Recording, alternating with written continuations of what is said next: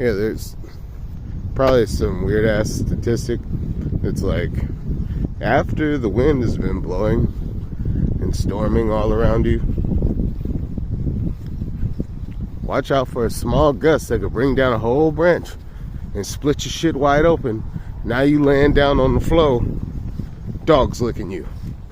You know what I'm saying? So it's not too much damage out here after the storm. I think there's another storm coming. Whatever.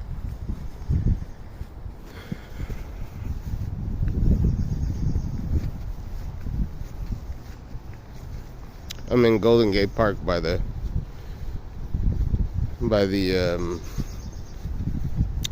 Frisbee golf. Yeah. So